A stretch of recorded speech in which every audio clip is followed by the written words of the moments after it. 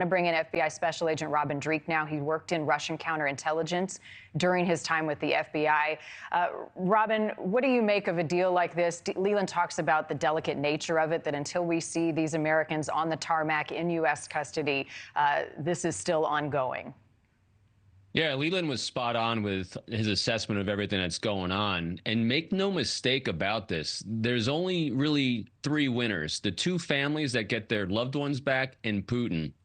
You know, Putin's modus operandi for as long as he's been in power, which is a very long time, is really simple. Fear is cheaper than diplomacy.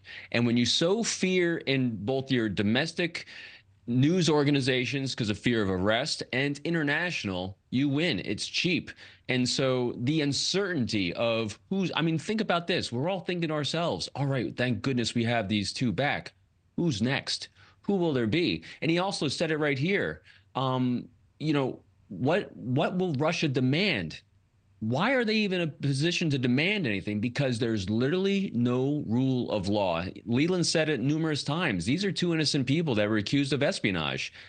It's a bunch of bunk. It's their modus operandi.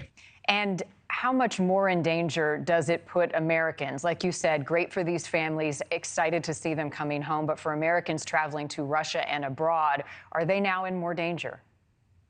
I don't think they're in any more danger now than we've ever been before. It's always in danger because you are indiscriminately targeted if you have any sort of affiliation with anyone that Putin and his regime can view as leverage in any kind of negotiation they want. And it's seeing behind their veil of what's important to them is very challenging. And I know, we're also talking about what political implications does this have.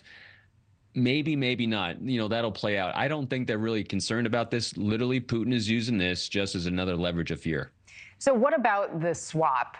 Do we have any indication as who may have been on the top tier of that list? I'm thinking of Brittany Griner's swap with Viktor Bout, the Russian arms dealer who was tied to the loss or targeting of America's military abroad. Who might be involved in this exchange on Russia's side?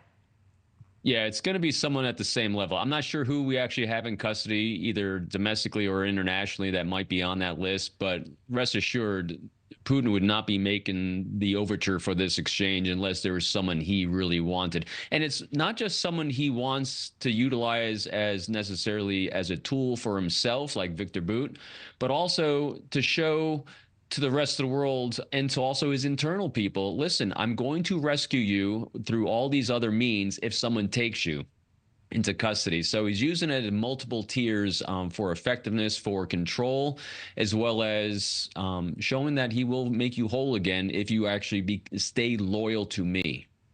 I think about the Viktor Bout situation, and it's been some time since he was exchanged for WNBA player Brittany Griner. In the time since he has been released, have there been ripple effects from that swap and having him back released into Russian custody? Not that seemingly has made the press, but I guarantee you there is. Whether it's internal morale, whether it's him being directly involved or not directly in any kind of arms negotiations, arms sales, anything like that, I guarantee you there is a ripple effect that we're just not aware of, because Putin would not have made that exchange unless there was a direct benefit to him and his regime. Thank you for watching. Go to newsnationnow.com to find News Nation on your television provider. And don't forget to click the red subscribe button below to get more of News Nation's fact-driven, unbiased coverage.